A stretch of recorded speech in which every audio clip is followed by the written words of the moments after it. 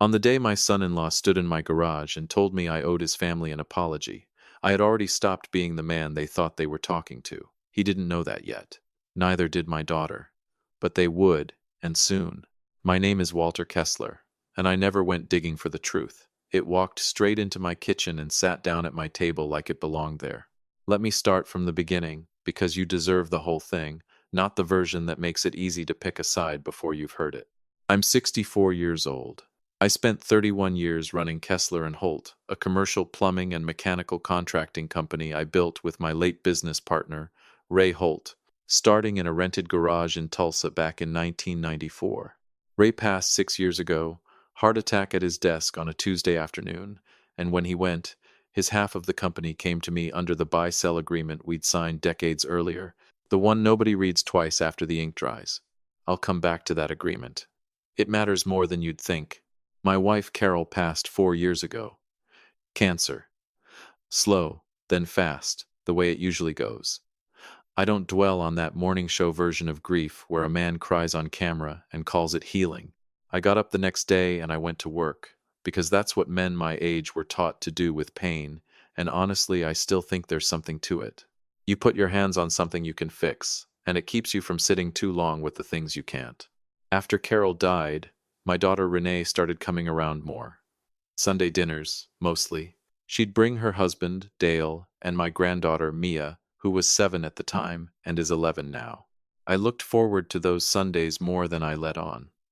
A widower learns to treasure noise in his house, even noise he didn't ask for. Dale had come into the family business 2 years before Carol died. I'd hired him myself, if you can believe that. Renee brought him around, good-looking kid, quick smile, said all the right things about wanting to build something with his hands instead of sitting behind a desk his whole life.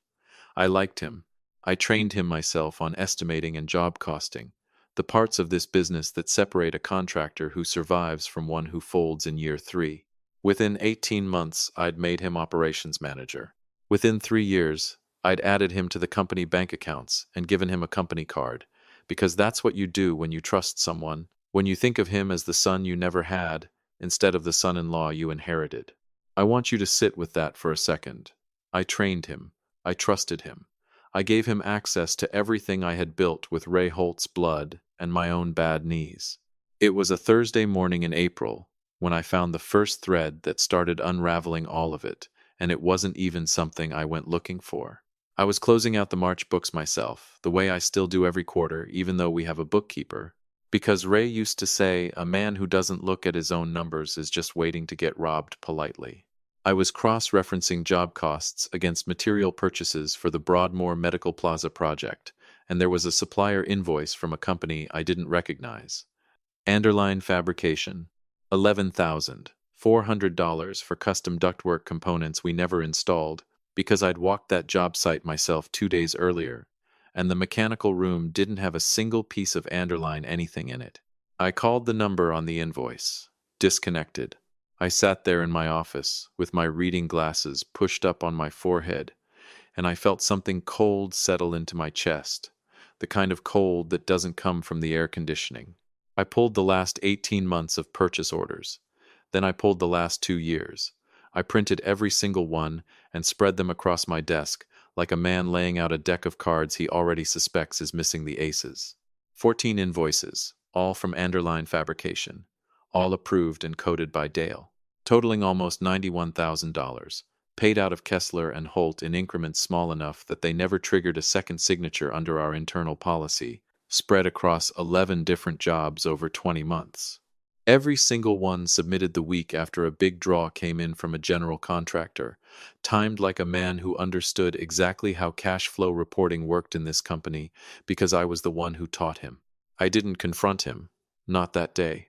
I want to be honest about what I felt, because I think people expect a man my age to either explode or go quiet and cold, and it's neither, not really.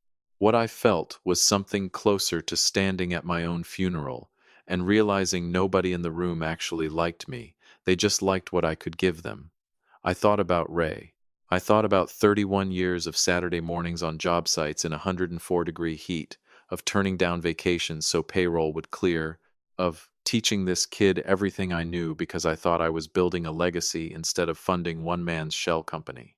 I gave myself 2 weeks before I said a word to anyone. Every evening after dinner, I'd walk out to my shop behind the house, the one where I keep Ray's old tools because I never could bring myself to sell them, and I'd sit on the workbench stool for exactly 20 minutes with the radio off. Just me and the tools, and the specific, surgical understanding that the man sitting across from me at every family dinner for the last 3 years had been quietly bleeding my company while calling me Dad. 20 minutes. Then I'd go back inside and ask Mia about her spelling test, because a man still has to be a grandfather even while his whole understanding of his own family is coming apart in a shop behind his house.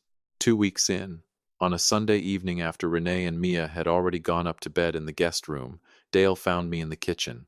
He said he needed to talk to me about something, and my stomach did something I wasn't proud of, this small, stupid flicker of hope that maybe he was about to confess. Maybe there was still a version of this where I got to be the forgiving father-in-law instead of the man with the folder. That is not what happened. Walter, he said, I think it's time we talk about succession planning. You're 64. Renee and I have been talking, and honestly, with Mia getting older, we think it makes sense to start transitioning more ownership to me now, formally, so there's less confusion down the road. I looked at him for a long moment. Behind him, through the kitchen window, I could see the light still on in my shop. Confusion for who? I said. For everybody. For the business.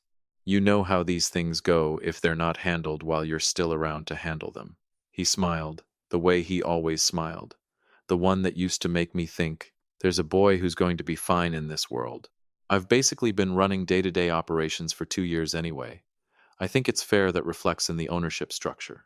I thought about Anderline Fabrication. I thought about $91,000 moving out of my company in increments, engineered to stay under the radar of a man who'd built the very radar Dale was ducking under. Let me think about it, I said. Give me some time. Sure. No pressure, just wanted to plant the seed. He clapped me on the shoulder on his way out of the kitchen, and I stood there another 10 minutes after he'd gone up to bed, just breathing, because some pain is quiet enough that nobody else in the house even knows it's happening 2 rooms away. That was the last conversation with Dale that felt like it was happening on his terms. The next morning I called Marguerite Ashby, the attorney who'd handled Kessler and Holt's corporate matters since Ray and I incorporated in 1996. Marguerite is somewhere north of 70 herself, sharp as a new blade, and she does not do small talk when a client walks into her office with a stack of invoices and a look on his face like mine must have had that day. She read through everything without saying a word for almost 20 minutes. Then she took her glasses off and set them on the folder. Walter, how long has he had signing authority on the company accounts? About 3 years. And he's your son-in-law. He is. She was quiet for a moment. Do you have the original buy-sell agreement from when Ray passed? The one that transferred his interest to you? I do. Bring it next time. I want to look at the language around ownership transfer restrictions and what happens in the event of proven malfeasance by a minority stakeholder. Because if Dale has been quietly building toward asking for equity while also running a kickback scheme through a shell vendor, I want to know exactly what tools we have before he formally asks for anything in writing. She looked at me over the desk. You did the right thing keeping quiet this long. Most people panic and tip their hand in the first conversation. You didn't. That's going to matter. I want to explain something about that buy-sell agreement because it becomes the hinge this whole story turns on later, the way a small clause buried on page 9 of a document nobody reads twice can end up being the most important sentence of a man's life. When Ray and I incorporated, our attorney at the time, a meticulous old-school lawyer named Foster Callahan, who has long since retired to a lake house in Missouri, insisted on including a provision that any owner or key employee with fiduciary financial authority who was found, through documented evidence, to have engaged in self-dealing, fraud, or unauthorized diversion of company funds would immediately and permanently forfeit any right to future equity consideration, any severance provisions, and would be subject to full restitution plus legal costs. Ray had thought it was overkill at the time. He used to joke that Foster wrote contracts like he expected everyone he ever met to eventually betray him. Foster, wherever you are, you were right about people more than I ever gave you credit for. I spent the next month building what Marguerite called, with a small dry smile, an inconvenient amount of documentation. I pulled every invoice from Anderline Fabrication going back to their first appearance in our records. I cross-referenced every job site with actual materials, logs, subcontractor sign-in sheets, delivery manifests.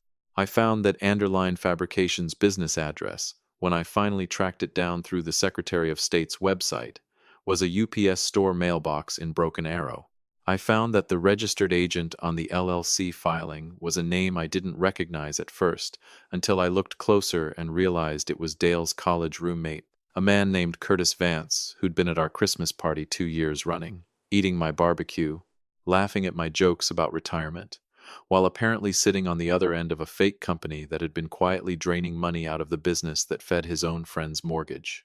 22 documented instances over 20 months. $91,400. I organized it into a binder with color-coded tabs, and I want you to understand, I didn't do that because I'm a naturally organized man, though I suppose I am.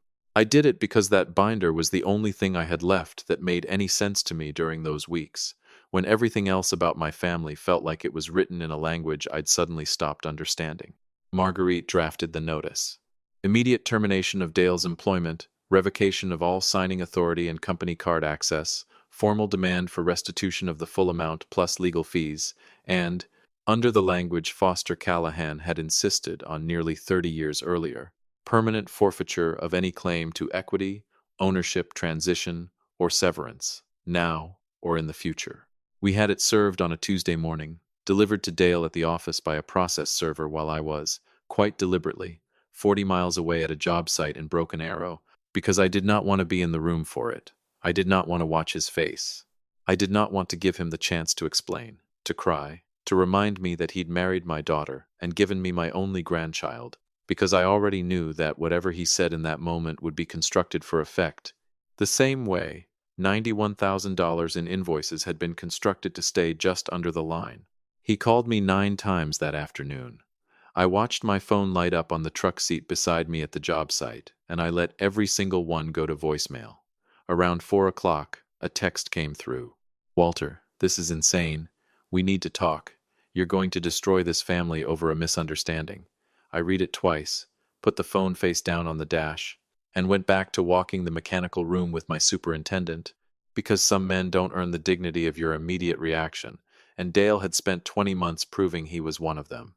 Now, here is the part of this story that I suspect will sound familiar to some of you, because I've come to understand that this particular kind of ambush is not original to my family, that families across this country seem to reach for the exact same playbook when one of their own gets caught, and it makes me wonder less about Dale specifically, and more about something larger in how we've all been taught to handle shame. 4 days after the termination notice went out, Renee showed up at my house on a Saturday morning with her mother-in-law, Dale's mother Patricia, and Dale's older brother Grant in tow. I hadn't invited any of them. Grant is a big man, played offensive line in college somewhere in Missouri, the kind of man who has clearly gone through life relying on the simple physics of being larger than most rooms he walks into. They came through my front door and arranged themselves in my living room, the same living room where Carol and I raised Renee, like a tribunal that had already reached its verdict and just needed somewhere to read it out loud. Patricia sat across from me with her hands folded in her lap, the exact posture of a woman who has rehearsed compassion as a negotiating tactic. "Walter, I know you're hurting, and I know this looks bad, but you have known Dale for 5 years. You know his heart. Families don't destroy each other over money." "I completely agree that families shouldn't destroy each other over money," I said, which is an interesting thing to bring up, given the situation. She blinked, recalibrating, the way people do when the script they memorized on the drive over doesn't survive first contact. "All we're asking is that you give him a chance to make this right. Quietly. Between family. Not lawyers, not termination letters delivered by a stranger at his office in front of his own crew." I said, and let the silence stretch a moment longer than was comfortable for anyone but me. Grant leaned forward, elbows on his knees, the posture of a man who'd clearly been designated the muscle of this conversation before they ever got in the car. "Look, Walter, I'm just going to say it straight. You built this company, sure, but Dale's put 2 years of his life into it too. He's family. You cut him loose like this, in front of his crew, no warning. That's not the man Renee always told us you were. That's going to be how people remember you. Cold, vindictive. A man who couldn't let a little thing go, even against his own family.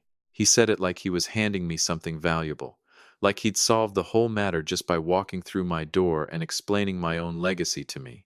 I looked at him, then at Patricia, then at my daughter, who hadn't said a single word since she walked in, who was sitting on the edge of my couch with her arms crossed tight across her chest, staring at a spot on my carpet like it might open up and swallow her. You know what, Grant? I said quietly. I think I need to sit with everything you've all said. Give it some real thought about what kind of man I want to be here. Grant nodded, satisfied, shoulders dropping the way a man's do when he thinks he's closed a deal he'd been dreading all morning. Patricia exhaled and reached over to pat my hand.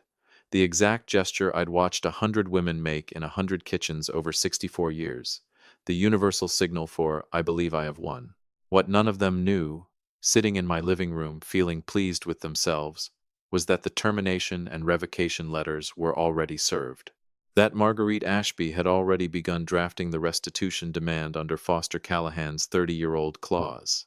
That sitting in a drawer in my home office was a binder with 22 color-coded tabs that would make any judge in the state of Oklahoma sit up a little straighter in his chair.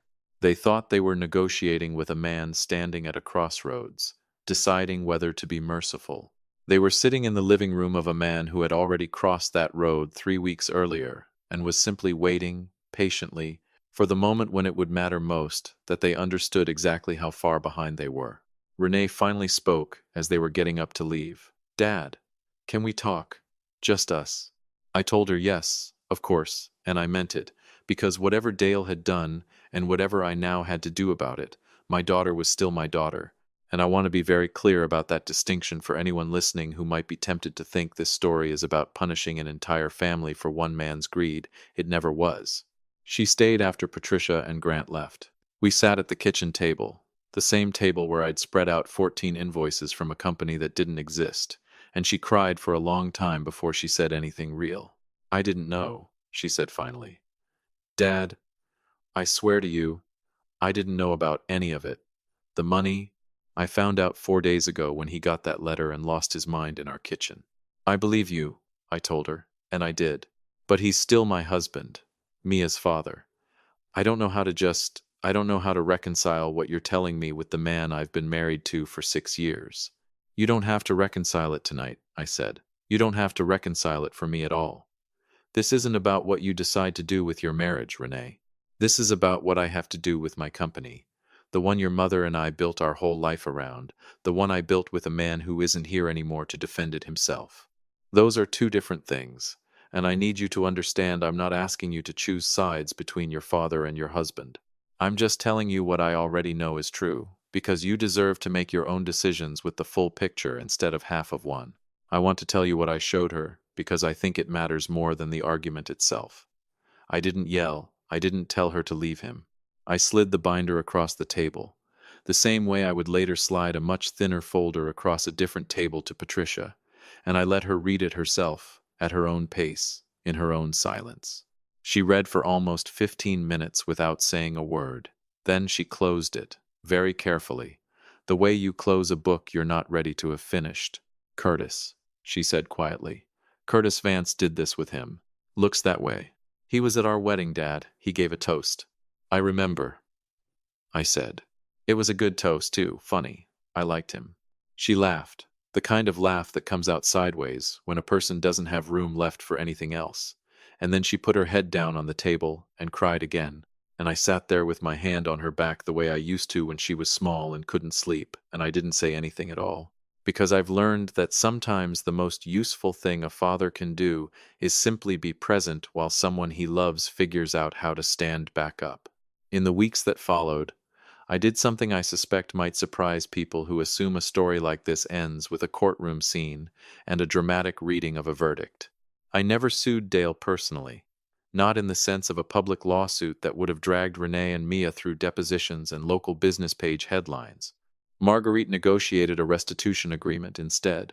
Full repayment of the $91,000 over 3 years, secured against his portion of the equity in the house he and Renee owned, plus a signed, notarized statement acknowledging the fraud, which Marguerite kept filed away with a small, satisfied smile in case he ever gets creative again. Curtis Vance's shell company got dissolved within a month, and last I heard, he'd moved to Texas, which I only know because Grant, of all people, mentioned it to me almost a year later in a conversation I never expected to have. I reached out to Patricia and Grant myself, separately, a few weeks after that living room ambush, because I decided they deserved the same thing Renee got, which was the full picture instead of the version that let them feel righteous in my house. I met Patricia at a diner on a Tuesday morning. I brought a folder, thinner than Renee's, just the key invoices and the shell company registration with Curtis's name on it. I slid it across the table the way you'd hand someone something heavy, because I understood by then that these reveals were never really about proving I was right. They were about giving people who loved someone flawed the dignity of an informed choice about how much of that flaw they were willing to keep excusing. Patricia read it in near silence, her jaw tightening somewhere around the third page. "He told me you were being paranoid," she said. "That you'd always resented him a little, being the son-in-law instead of a real son." "I know that's what he told you," I said. "I'm not here to tell you what to think of your own son, Patricia. I'm just telling you I thought you deserved to know the truth of it before you came into my living room and told me who I was for handling it the way I did." She didn't apologize that day, but she called me 6 weeks later, on a Thursday evening while I was out in my shop, refinishing an old dresser that had been Carol's mother's, and she said, quietly, that she'd needed time to be angry at the right person, and that she was sorry for showing up in my living room the way they had. Grant never called. I didn't expect him to. Some men need the whole rest of their lives to arrive at an apology, and some never make it there at all, and I've stopped needing either outcome to feel at peace with how I handled my end of it. Dale and Renee separated within 4 months. Not because I asked her to, not because I ever once said the words leave him, but because trust, once you've watched it get manufactured and sold back to you as loyalty, doesn't rebuild itself just because the guilty party is making his restitution payments on time. She filed for divorce that winter. I helped her and Mia move into a rental 2 miles from my house, and some evenings now, more than I ever expected at 64, I hear a car door in my driveway, and it's Mia running up to the porch because her mother dropped her off for dinner, and I get to be the version of grandfather I always wanted to be, uncomplicated, present, still standing. I still run Kessler and Holt. I brought on a new operations manager last year, a woman named Denise Okafor who'd spent 9 years at a competitor across town and who reviews every purchase order personally before it gets coded, because I learned the hard way that trust is a gift you give, not a policy you can afford to stop enforcing just because someone calls you dad. Marguerite calls me every few months just to check in, which I suspect has less to do with billable hours and more to do with the fact that she watched a 64-year-old man hold himself together through the worst betrayal of his professional life without ever raising his voice once. And I think that earned something in her that goes beyond client and counsel. "You were a good client, Walter," she told me the day the restitution agreement was finalized. "Patient, organized. Never once let anyone rush you into a mistake." Then she added, almost like an afterthought, "I hope I don't hear from you again anytime soon." "God willing," I told her, and she laughed, the first time I'd ever heard her do that in 3 years of knowing her.